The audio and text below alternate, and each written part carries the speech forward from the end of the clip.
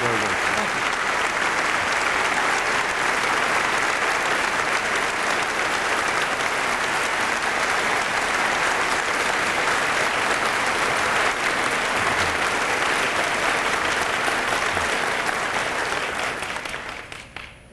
Governor Hunt, Mr. Park, thank you very much for your extremely generous introduction. My friends, I'm very happy to be here with you. I think the idea of a state organizing a concentrated look on the critical issues of our day involving leaders and ordinary people statewide is extremely important, and I'd like to see this emulated in the other 49 states and maybe 159 other countries. In general, I think it's an excellent idea. And choosing the issue of global change, I think, is extremely important, because here's an issue where the risk is very high. The issue is removed from everyday life. The solutions cannot take place in the course of a year or two. It involves scientific issues which are distant from the familiar everyday acquaintance of many people. And for this constellation of reasons, it poses difficult public policy issues. My own involvement with the issue of global warming did not begin on this, well, I certainly began on this lovely world, but my interest in global warming began in the study of a different world, Venus, our nearest planetary neighbor. It's been my great good fortune to have not only witnessed, but to have participated in the historic first preliminary reconnaissance of the solar system in which we live. Beginning in 1962, when the United States launched the first successful interplanetary vehicle, Mariner 2, we humans, mainly Americans and Soviets, have sent spacecraft to visit all the planets known to the ancients, to our ancestors, and many other worlds besides. We have examined many dozens of other worlds, a few of them in great detail, having landed on their surfaces, and most flying by at great speed, but with instruments of enormous capability taking the data as we speed past. An enormous amount of important and interesting information has been acquired. The perspective that we get about those other worlds illuminates a wide range of science. One of the issues that I've been most focused on, concerned about, is the issue of life elsewhere. And it is certainly a fair summary to say that in these dozens of worlds, while we have many cases of pre-biological organic matter, the stirrings and intimations of life, if you wish, nevertheless, there is nothing, not the least hint of anything alive on those other worlds. I spent over a year, in a manner of speaking, on the planet Mars in 1976-77, after the Viking spacecraft, two of them, landed on Mars. And we had an armory of instrumentation to look for life. There was nothing. Not a mouse, not a footprint, not a microbe, not even an organic molecule.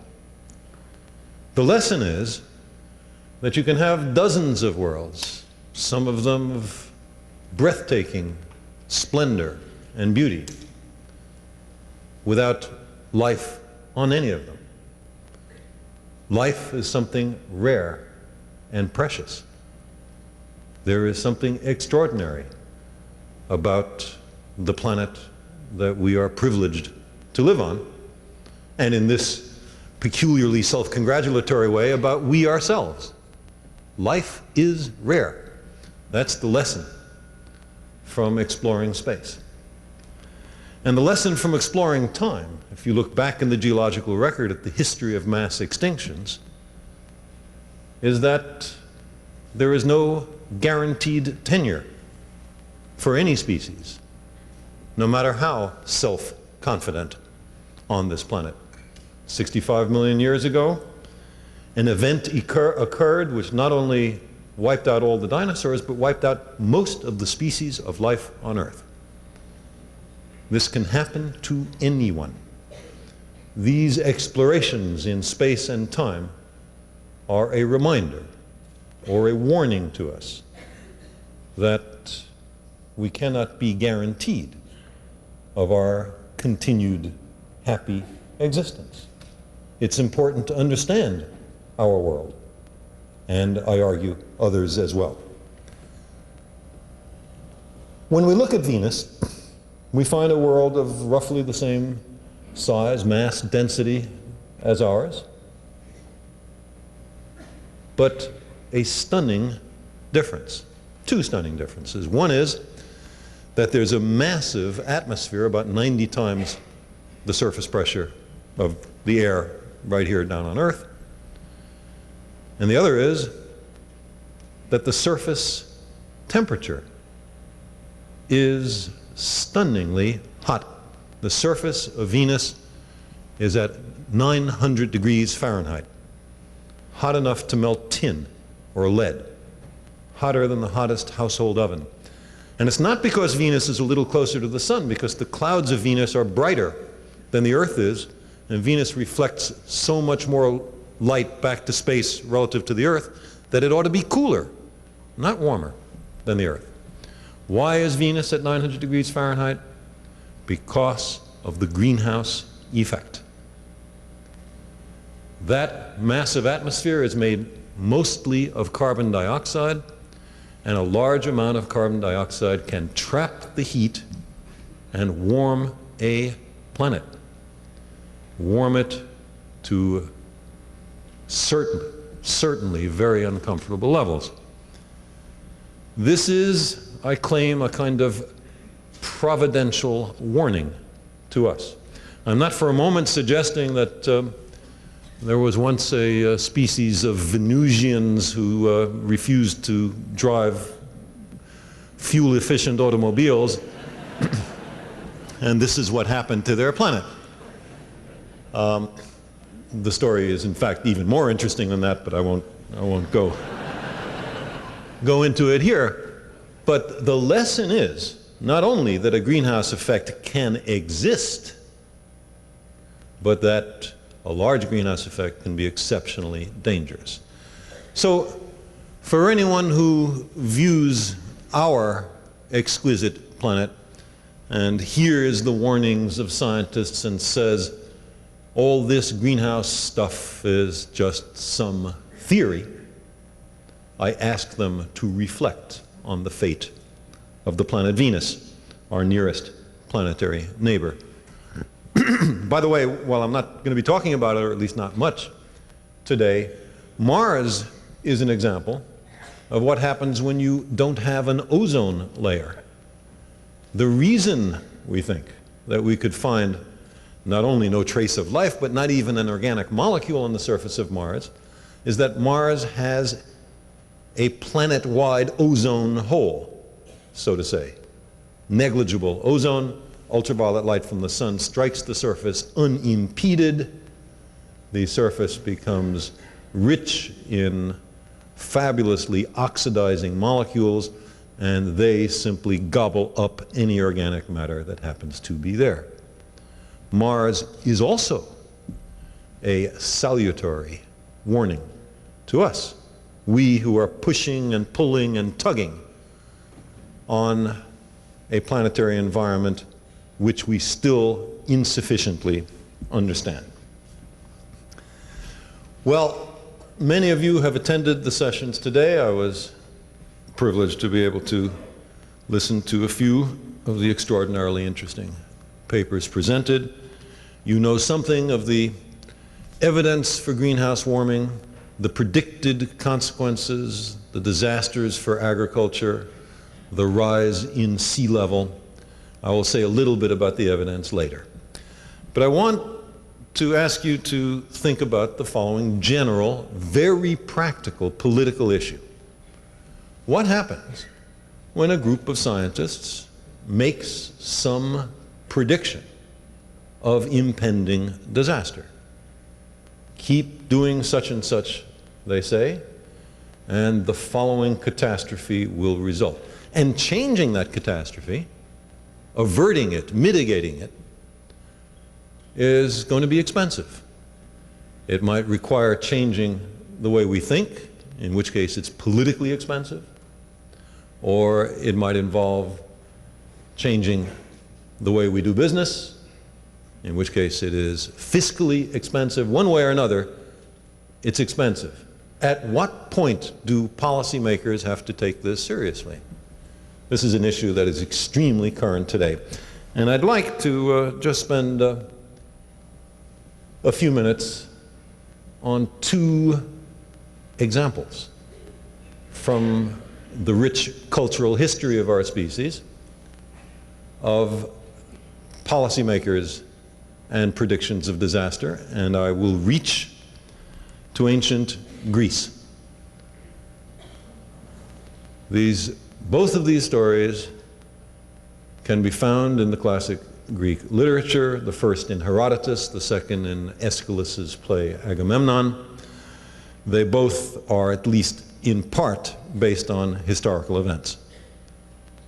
The first case that I want to tell you about is Croesus, king of Lydia. Apollo was the god of the sun, but in addition to being in charge of sunlight, he had another specialty, and that was being in charge of prophecy. Not just generalized prophecy, but systematic prophecy in human institutions called oracles, the most famous of which was the oracle at Delphi. And the way it would work is you would go to Delphi as a supplicant, you would bring some gifts for the priestess, who was called the Pythia. You would say what your concern is, and then from the Pythia, usually in a kind of trance, back would come the advice from the gods, or at least from Apollo. Now, Croesus was immensely rich. There's still a phrase, rich as Croesus. It's almost current, it's just a little obsolete. One of the reasons he was so rich is that he was one of the boys who invented money. The first metal coins in human history, as far as we know, were coined in Lydia in Croesus's reign. Lydia is in Anatolia, contemporary Turkey. Well, we can speculate on the reason, but Croesus's ambitions were not contained within the boundaries of his small nation. He had grander objectives, and so he thought, wouldn't it be a good idea to conquer Persia? Persia was the superpower of the 7th century BC. The Persian emperor Cyrus had forged a mighty empire by combining two different peoples, the Persians and the Medes. So Croesus had some degree of trepidation because of the power of the Persian Empire, so naturally he sent emissaries to the oracle at Delphi. And the question put by his emissaries on Croesus's behalf was, what will happen if Croesus makes war on Persia? And without hesitation, the Pythia, the priestess, answered, he will destroy a mighty empire. The gods are with us, thought Croesus. Time to invade. So he assembled a vast mercenary army, invaded Persia, and was promptly and humiliatingly defeated. And not only was Lydian power destroyed forever, but he, Croesus, was forced to spend the rest of his life as a sort of pathetic minor functionary in the Persian court. A hanger-on ex-king. It's a little bit like this isn't a perfect analogy, but it's a little bit like the Emperor Hirohito living out his days as a consultant on the Beltway in Washington, D.C. Well, the injustice of it really got to him. After all, Croesus had played by the rules. He had asked for advice from the Pythia, and she gave it to him, he acted on it, and look what happened. She had done him wrong. So, after mulling this over for some years, he sent another emissary to Delphi, this one bearing much less opulent gifts as was appropriate to his now greatly diminished station. And he asked, how could you do this to me? And here from Herodotus's history is the answer from the god.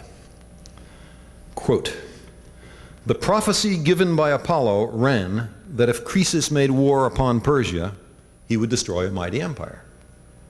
Now in the face of that, said the priestess, if he had been well advised, he should have sent and inquired again whether it was his own empire or that of Cyrus that was spoken of. But Croesus did not understand what was said, nor did he ask questions again, and so he has no one to blame but himself." So much for Croesus. Now, if the Delphic Oracle was just a kind of institutionalized scam to fleece credulous kings, then of course it would have needed excuses to explain away the inevitable mistakes. Disguised ambiguities are the stock in trade of oracles. Nevertheless, the lesson of the Pythia is germane.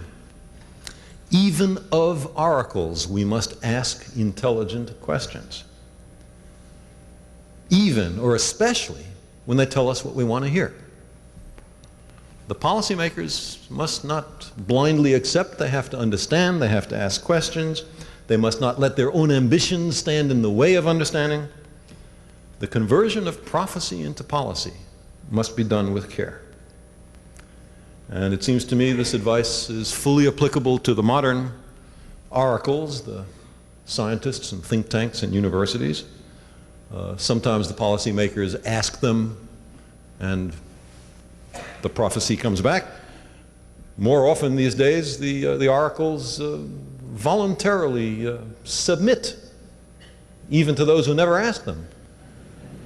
And then the policymakers, have to figure out, what'll I do now?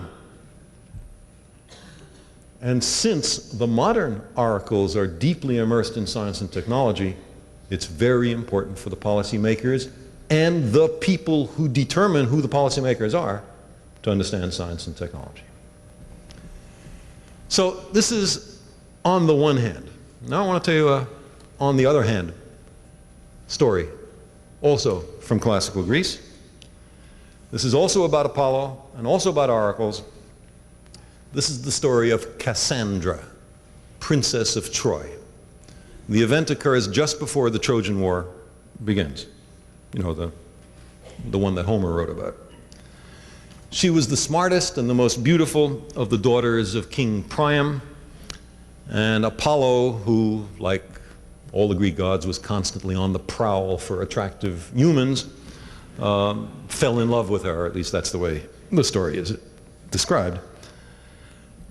Oddly, this almost never happens in Greek myth, she resisted his advances. She was smart, she was beautiful, she was happy. Who needed Apollo? So he tried to bribe her. But what could he give her? She was already a princess. She had everything that she wanted.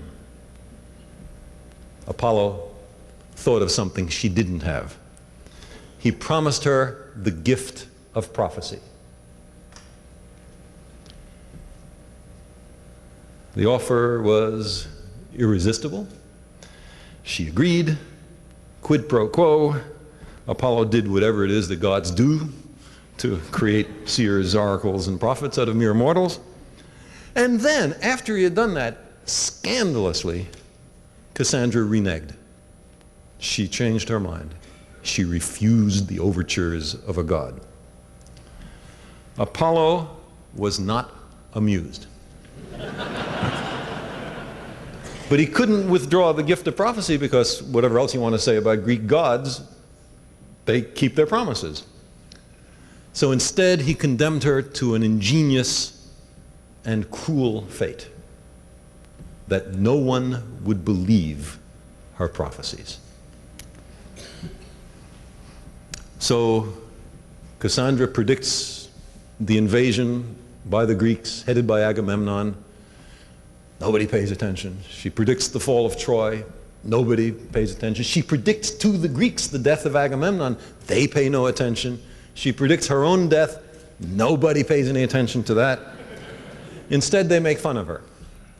They call her the Lady of Many Sorrows. Today, it would be something like prophet of gloom and doom. Just minor translational difference, same sentiment. I prophesied to my countrymen, she says, all their disasters. But they ignored her prophecies. They were destroyed. Agamemnon was destroyed, and soon so is she. Well, this resistance to dire prediction is very human, and we can certainly see it today.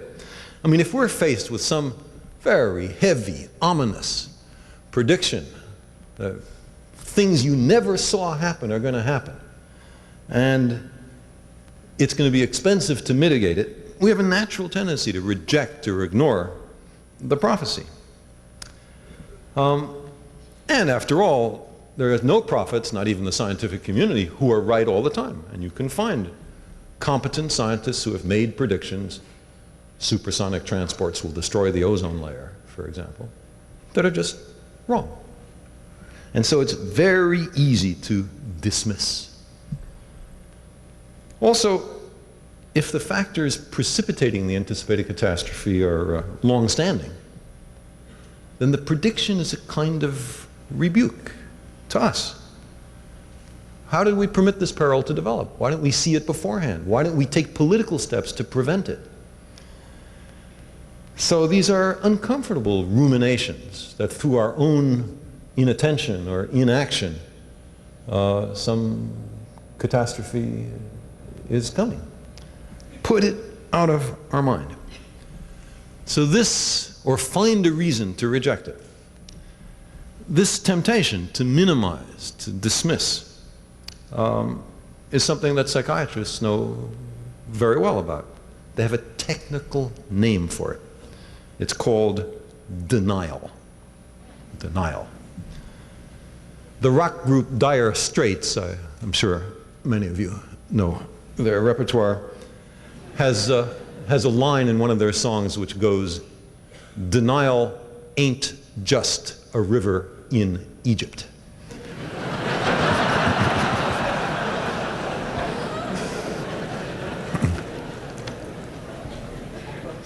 So these two cases, I claim, are the opposite poles of policy response to predictions of disaster.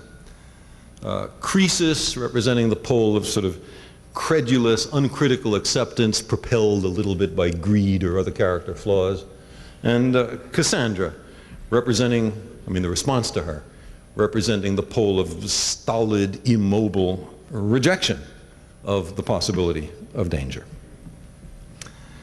Well, today we have a set of such prophecies. And for all the average person understands, they could just as well have emanated from the Delphic oracle for all the fundamental understanding of the underpinnings there is. So it gets to be a kind of challenge, a battle between two arguments from authority. There's one bunch, they're sort of nice looking, they say it's worrisome. There's this other bunch, they're sort of nice looking, they say it's not worrisome. What'll I choose? Well, I'll choose the one that's most comfortable. I think we are much closer to the danger of Cassandra than of the danger of Croesus. Now, let me give a very brief statement of why I take greenhouse warming so seriously. Those of you who have attended the sessions this morning, this afternoon, have heard a much more detailed expert summary of these reasons. First of all, there is no question that such a thing as a greenhouse effect exists. I talked about Venus. This benign planet, looking exactly as it does here, but with no greenhouse effect, would be 20 degrees centigrade, that's what, 36 Fahrenheit, below the freezing point of water. With no greenhouse effect, this planet would be frozen solid. The oceans would be 3 kilometers of ice. A little greenhouse effect is a good thing. We owe our lives to the greenhouse effect. No greenhouse effect, we would never have come into being. The principal greenhouse gases are water vapor and carbon dioxide. Now, there are some minor constituents, methane, oxides of nitrogen, and chlorofluorocarbons, which go by the brand name freons. And they are an especially interesting aspect of this because they are wholly man-made. You see, astronauts, many of them, in Earth orbit, seeing to the naked, unaided eye this beautiful vista, can make out, as perhaps is hard to do in this picture, the very thin blue aura that surrounds the bright hemisphere, the illuminated hemisphere of the Earth. And that's just the thin atmosphere seen edge on. This phrase, the ocean of air, is a kind of misnomer. Ocean suggests massive, impervious. But instead, that thin line that you can barely make out in this picture is very fragile, vulnerable to the depredations of human beings. Our technology and our numbers have both reached a state where inadvertently we can pose a danger to the global environment, especially through the atmosphere. The abundance of greenhouse gases is increasing. Greenhouse gases act as a kind of blanket holding the heat in. There is no question that all of the gases I just mentioned are steadily increasing in abundance. In addition, it seems very clear that the average temperature of the Earth has been increasing through the 20th century. It's a noisy record. There are hot years and cold years always, so the curve of temperature versus time has a jagged aspect to it, but the slow increase with time is becoming increasingly clear, and one indication of that is that the 5 hottest years of the 20th century were in the decade of the 1980s. That is also the decade which had the highest abundance of all of those greenhouse gases. In addition, there is most interesting evidence from an Antarctic ice core taken by a Soviet team in which the past temperature history of the Earth for tens of thousands of years and the past abundance of carbon dioxide in the atmosphere can both be measured. There are little bubbles of air that are trapped in the ice, laminated between successive snowfalls.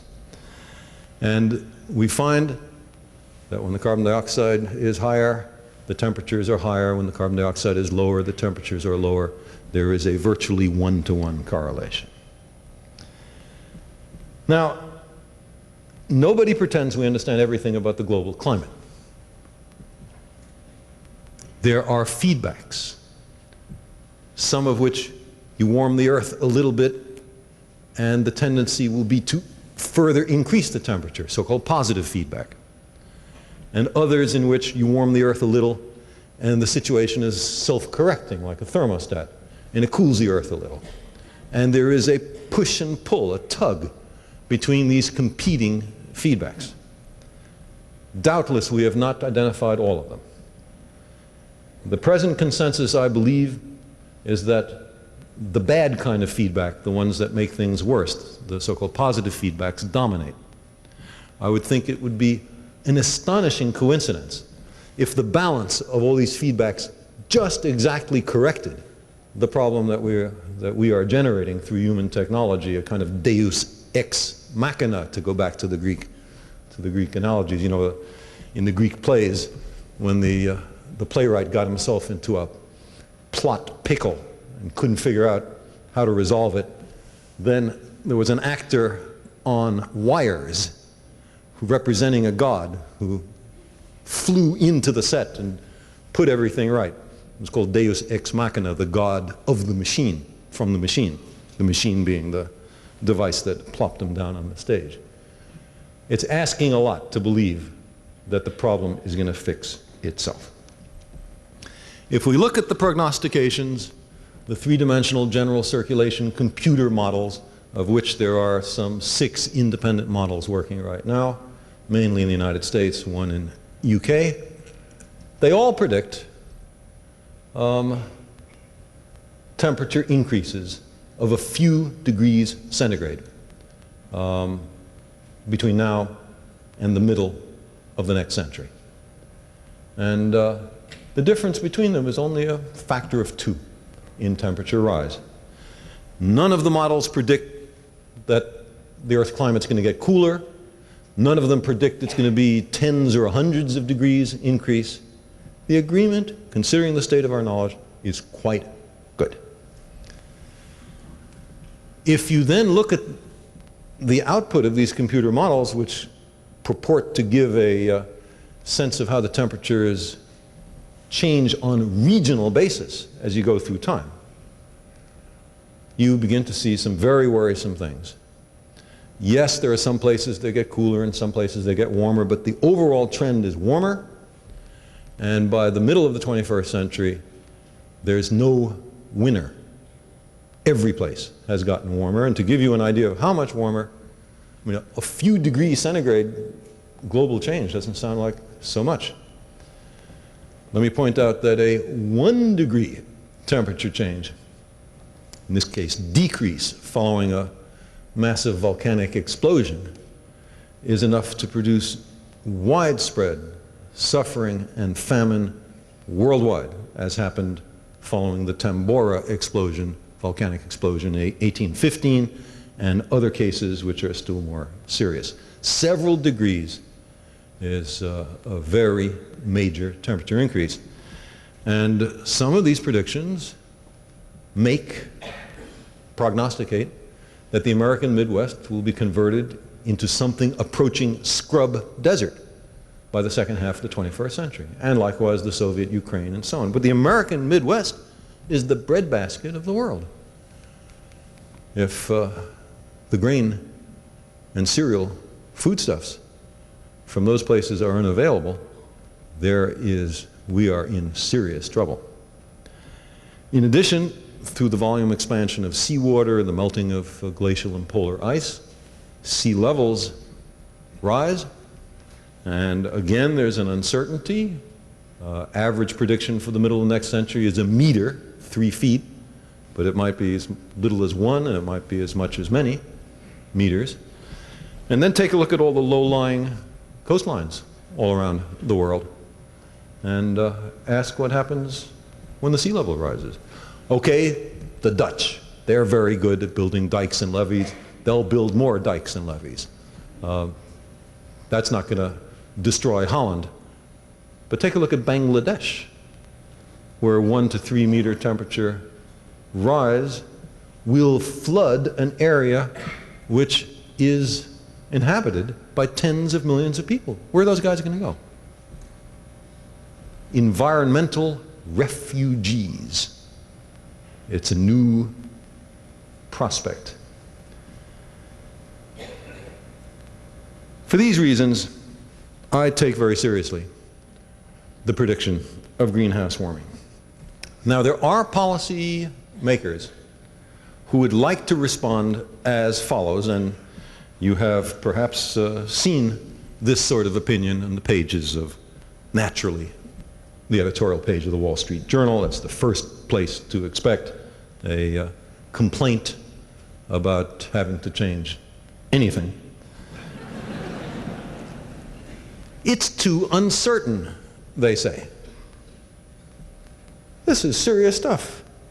There are a few scientists with computer models, and who can be sure that they know what they're talking about? And you want us to turn everything upside down because some scientists say that things are going to get a few degrees warmer?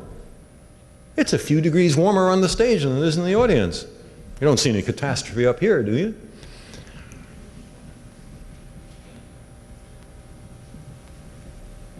I'd like to pose the following question. Imagine this kind of thinking back in the height of the Cold War. You know, the United States, so let me ask a question. How much money do you think the United States has spent since 1945 on the Cold War? Sometimes I ask this question and from the back of the audience comes an answer, billions and billions. A huge underestimate, billions and billions. The amount of money that the United States has spent on the Cold War since 1945 is approximately $10 trillion. Trillion, that's the big one with the T. What could you buy for $10 trillion? The answer is you could buy everything in the United States except the land. Everything. Every building, truck, bus, car, boat, plane, pencil, baby's diaper. Everything in the United States except the land. That's what we've spent on the Cold War. So now let me ask, how certain was it that the Russians were going to invade? Was it 100% certain? Guess not, since they never invaded. What if it was only, let's say, 10% certain? What would advocates of big military buildup have said? They would have said, we must be prudent. It's not enough to count on only the most likely circumstance. If the worst happens and it's really extremely dangerous for us, we have to prepare for that. Remote contingencies, if they're serious enough, have to be prepared for. It's classic military thinking. You prepare for the worst case. And so now I ask my friends who are comfortable with that argument, including the editorial page of the Wall Street Journal, why doesn't that same argument apply to global warming? You don't think it's 100% likely? Fine, you're entitled to think that. If it's only a small probability of it happening, since the consequences are so serious, don't you have to make some serious investment to prevent it or mitigate it? I think there's a double standard of argument working, and I don't think we should permit it. Now, let me indicate, what is it you would do if you took greenhouse warming seriously? And what I'm going to try to argue is that virtually every one of the things that you would do to ameliorate greenhouse warming make sense on completely separate grounds. They are worth doing apart from greenhouse warming. Unlike the defense buildup, which made no sense whatever, except if you were confident that there was a real danger of Soviet troops pouring across the Elbe. There was no other mitigating circumstance. It's the least efficient way to spend money if you want to pump the national economy. It drew all sorts of scientific as well as fiscal resources out of the civilian economy. It is largely responsible for the economic chaos of the United States. Whereas, I will argue, spending money on mitigating greenhouse warming makes an enormous amount of sense for other reasons.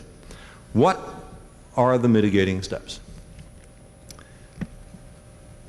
First, the greenhouse gas that is increasing most steeply is the CFCs, chlorofluorocarbons. It would make a great deal of sense to simply wipe them out, prevent any more production of CFCs. Well, because CFCs also imperil the ozone layer, there is already not just a commitment from the major manufacturers of CFCs to stop producing them, but there is an international agreement called the Montreal Protocol, which most of the major industrial nations have signed, committing themselves to phase out CFC production by the turn of the millennium, by the year 2000. That's an example of what can be done on these global environmental issues. And since CFCs are doubly dangerous, ozone depletion and greenhouse effect, the first step that you would take is in fact being done. So that's a bit of an encouragement. We're not as immobile and resistant to these arguments as you might otherwise expect. Second, energy efficiency. If you can get more power to a house from a given power plant, then for a given amount of energy expenditure, you put less carbon dioxide up into the atmosphere. Obviously, you're doing something important for greenhouse warming. 1/3 of the carbon dioxide that is generated in the United States, the worst CO2 polluter on the planet, by the way, comes from automobiles. Why do we permit automobiles that get 15 to 25 miles a gallon when the technology exists for automobiles that get 60 to 100 miles a gallon? That's not a step which will bother anybody except possibly adolescent young men who need to have extremely rapid acceleration for psychological reasons of their own.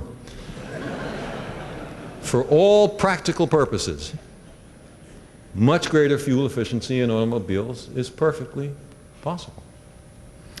And likewise, across the entire spectrum of fossil fuel energy use in our society, fossil fuels being coal, oil, gas, wood, and so on. The stuff that when you burn it, CO2 comes out.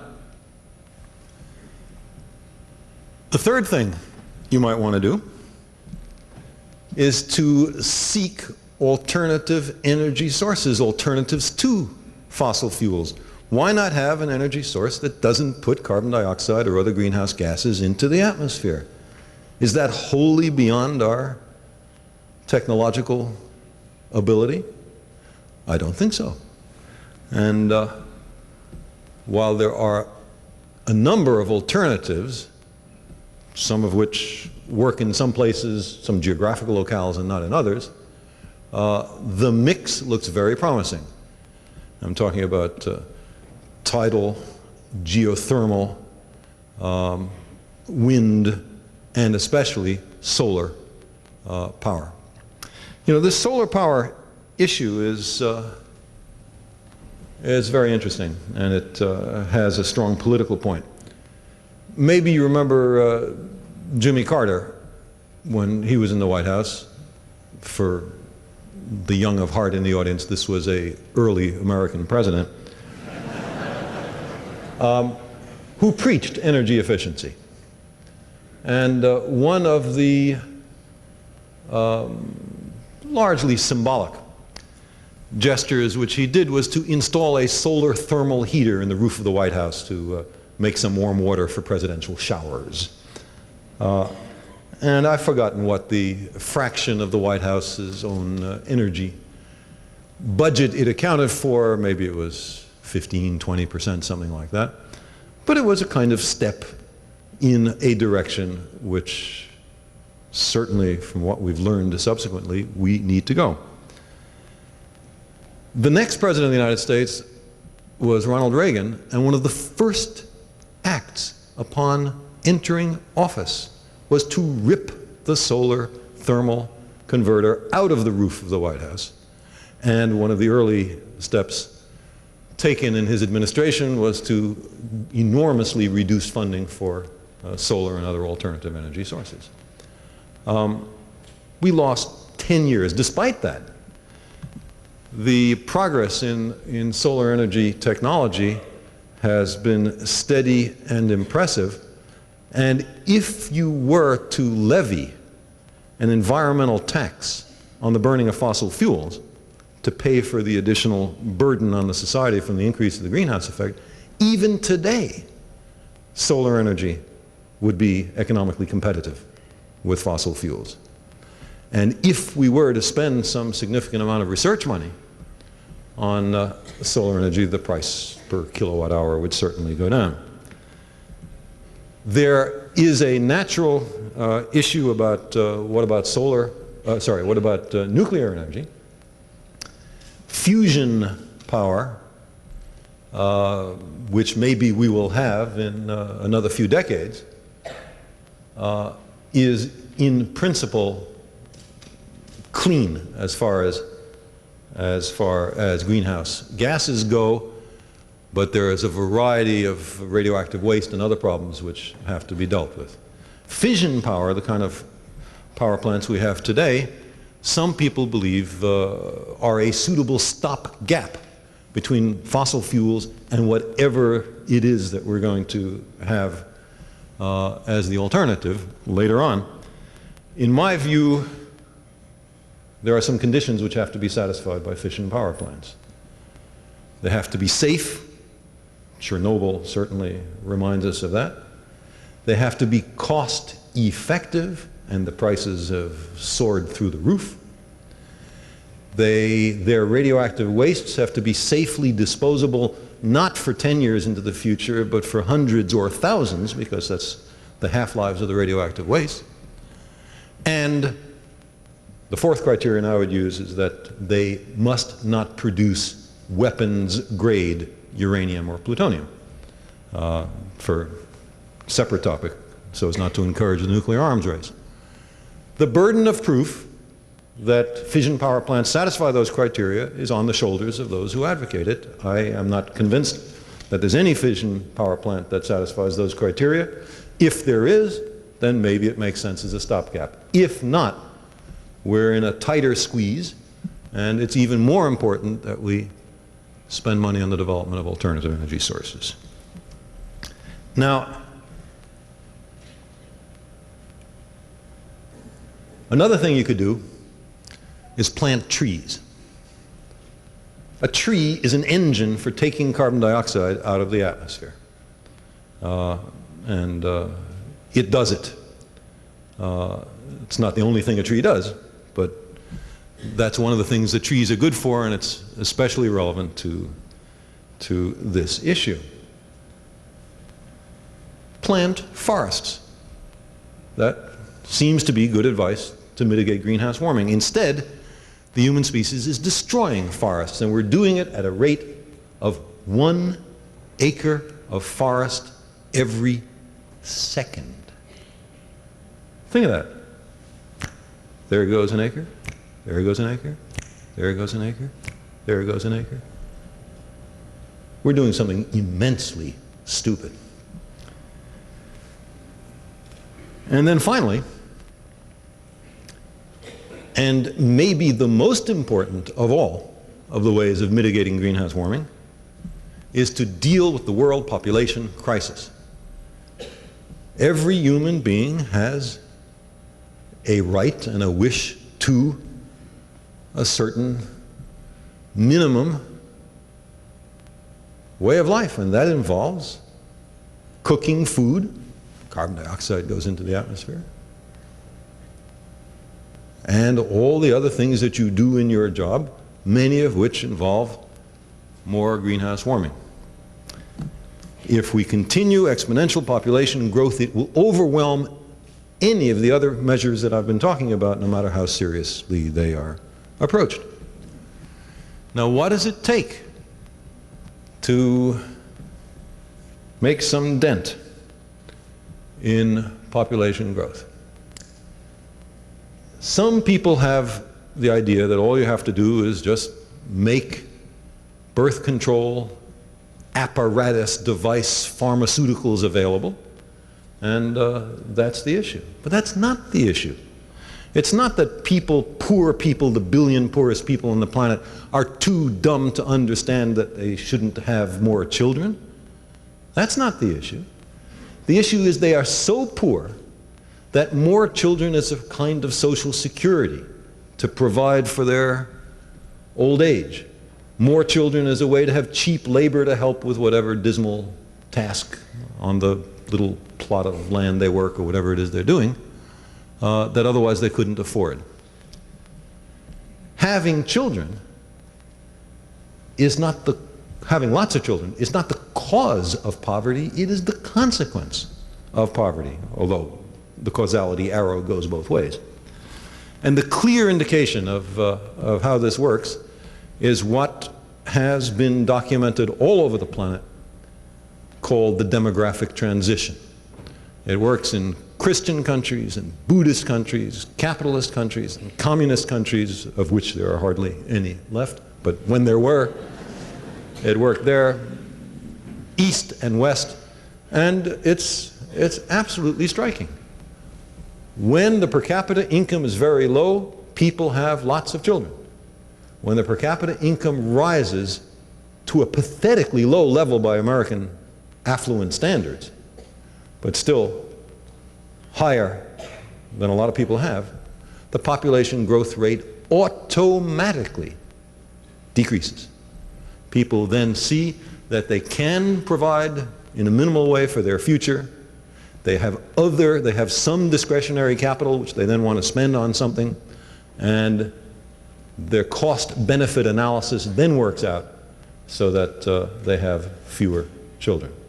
And maybe we can think back to our great-grandparents and remember what size families were common then, and think of how much larger it was than today. Is that because they were too stupid? It's not. They made another kind of choice.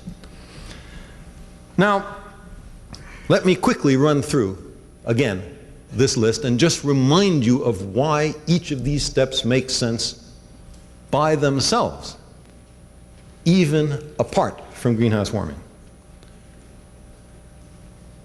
Cut out the CFCs, we've already talked about that. That protects the very fragile ozone layer.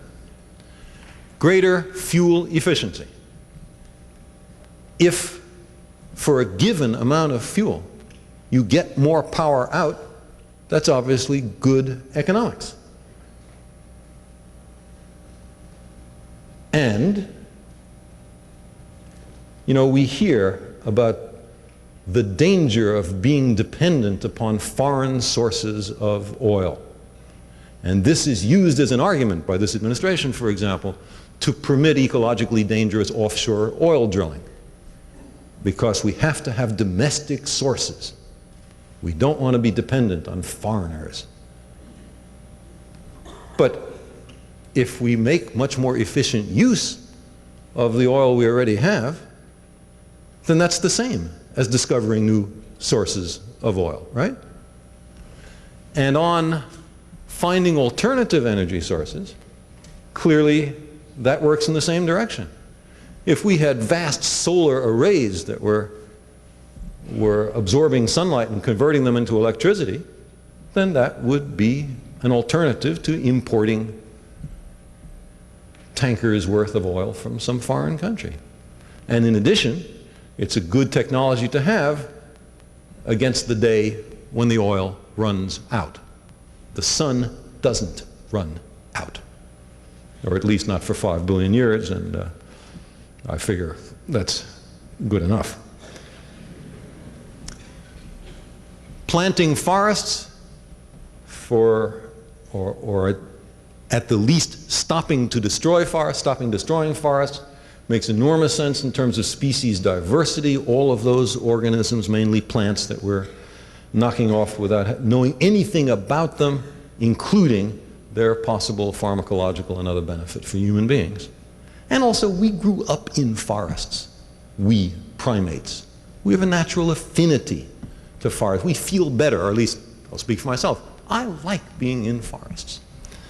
And then finally, on the population growth rate, it's very clear, I don't have to go through it for this audience, how important that is to the future stability, political and economic and foodstuffs and everything else of the planet, even apart from the ecological issues. So what I say to those who complain it's too uncertain, beyond pointing out that the standards that were applied to the Cold War are to be applied here, I say, look, every one of these steps makes good sense, makes good economic sense.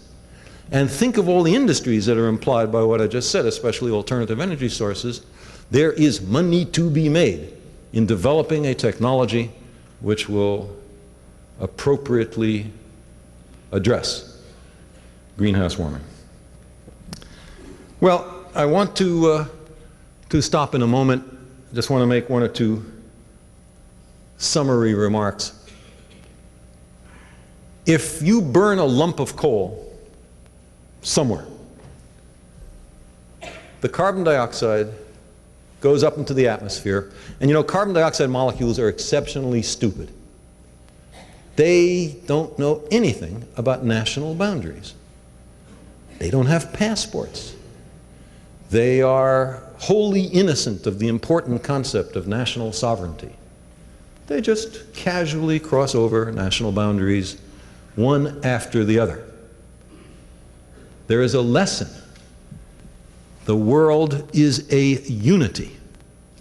The national boundaries have no bearing on these global environmental issues. No one nation can solve this problem by itself. It has to be all the nations working together.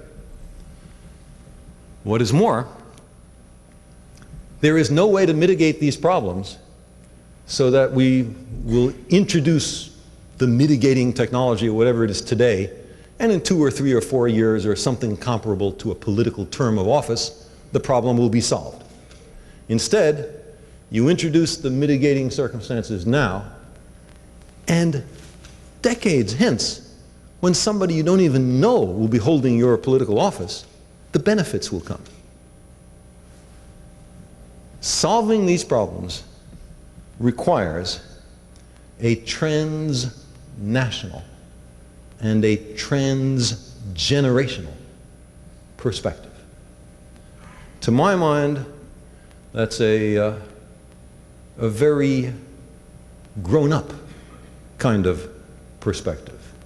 De-provincializing, de-chauvinizing, an awareness of one species on one exquisite, fragile planet.